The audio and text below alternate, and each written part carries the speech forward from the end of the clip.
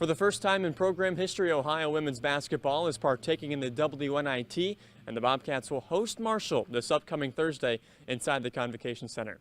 Hi there, my name's Jake Hromada for Bobcat TV. The Bobcats and Marshall, that's a pretty intriguing matchup in the WNIT just because of the history that these two teams have together throughout all sports as it is. So Ohio fans and the Bobcats are definitely looking forward to this one. Ohio volleyball is closing the chapter on 2015 as we reflect on the Bobcats' 20-plus win season, their 9th Mid-American Conference tournament crown, and their 10th appearance on the national stage and the NCAA tournament.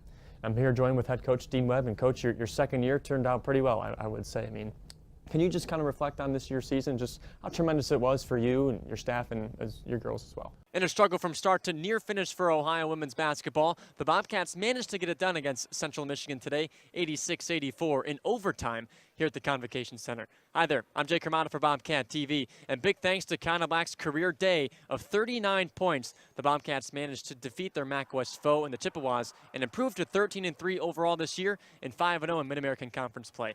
But to show how much of a struggle it really was for the Bobcats here this afternoon, the Bobcats never tied the Chippewas until just 14 seconds left to go in the fourth quarter. Kiki Lampkins hit a layup to tie the ball game, and the Bobcats never saw a lead until Kind Black had a three-point play in overtime. These are the highlights from inside the Convo. Kent State takes the point, 17-6. Ohio on top. Allie Lake with the changeup, gets it to go. Ohio 18, Kent State 6. Erica Walker will now serve. And, you know, Michaela, this set might be way out of reach, but there's still set 2, set 3, and set 4 and 5 if needed. Yes, I mean, although it is still possible for Kent State to come back, it's going to be important for them to kind of tighten up their airs and start getting on that roll so they can take that with them into set 2. Drew Norberg on the swing there for Kent State. Her first kill tonight. Ashe brings it up as Ohio leads 18-7, and Salis cross court, 19-7 Ohio. Coleman from the set. Point for Ohio. Ohio has everything in their pocket right now.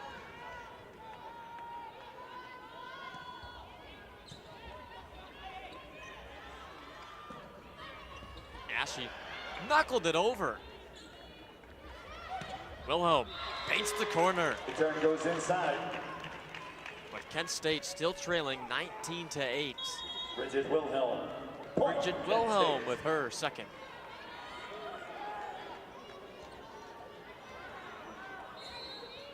Katarina Kojic will serve. To Salis on the serve receive. Rolled over by Kosarik. Bittinger. Salis brings it to light. Bittinger with a nice dig.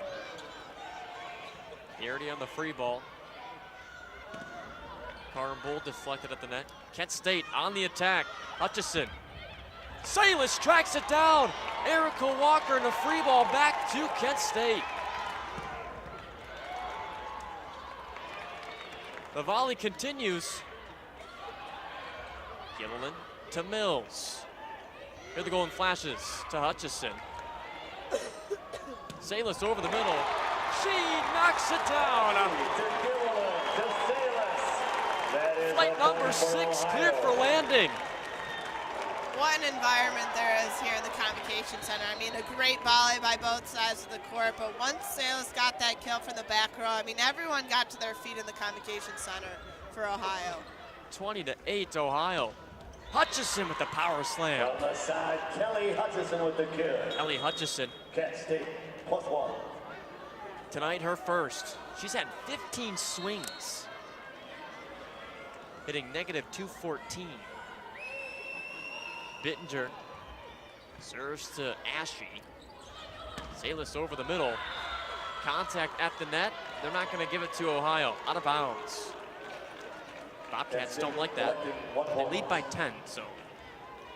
Sometimes you just have to let it go and focus on the next point. I mean, especially when you are up by 10 points, it's not worth the argument. Bittinger with the service error.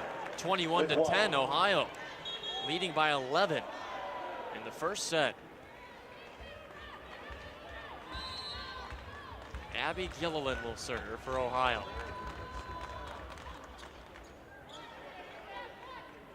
Outside, Mantis.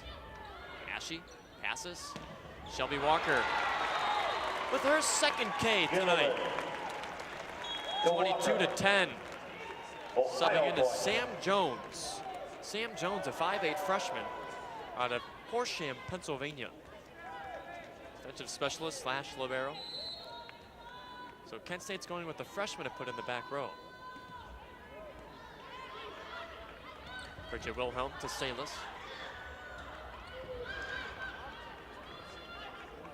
Mantis. Salas keeps it alive. Back to Salas. Hit that sideline. Like an athletician, she found the angle. Wow.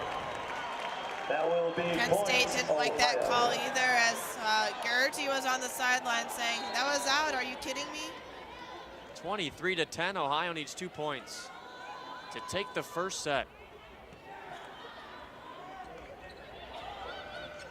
Free ball over by Hutchison. Here's Ohio. Over to Koyich.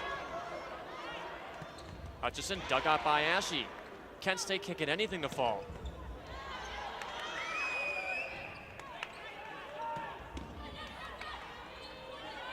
Kasorik.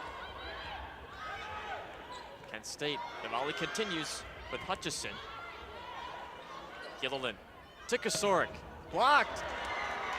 And a point for the Golden Flashes. Bridget Wilhelm bringing the You can power. tell with these long Kent volleys State here plus late in one. the first set. I mean, Kent State's really starting to pick it up. I mean, the score's not going to show that, but you can tell that there's energies creeping back into their side of the court. Kasorik times up the set. Wilhelm digs it out. Putting it over on the Golden Flashes. Allie Lake off of Koyich. Jones tracks it down. That was almost some chaos for Kent State. Kasorik with the whack and set point for Ohio. Kasorik, and that is 1 point for the Bobcats. 24-11. Ohio on set point.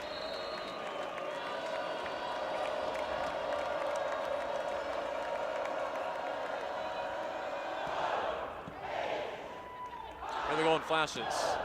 Kasorik sends it into the seats. Big kills on the front line. Kent State plus one. And Kent State down 12. 24-12 in the first set. Hutchison will serve for Kent State. To Coleman. Block at the net. Kent State has it. Pushed it over. Allie Lake on the tip. Brought up by Garrity, but out of bounds. And Ohio will take the first set 25-12. Ohio women's basketball got off to a rough start today against Western Michigan, but the Bobcats outlasted their MAC West foes 73-63 today for their first Mid-American Conference win of the season. Hi there, I'm Jake Hromada for Bobcat TV. Ohio improved to 9-3 overall this season and 1-0 in Mid-American Conference play, but it wasn't really all that easy for Ohio because to start the game, they were 0 of 10 from the field, and the Bobcats were shooting just 20% in the first half. The Bobcats didn't get the lead until the second half, and a lot of that was because of Kiki Lampkins here today. She scored 33 points, a new career high for the junior guard out of Gahanna. Here's how it sounded from inside the convo. So after the most successful season in nearly 20 years for Ohio women's basketball, these women are ready to gear up for the 2015-16 season, and they're pretty anxious to do so.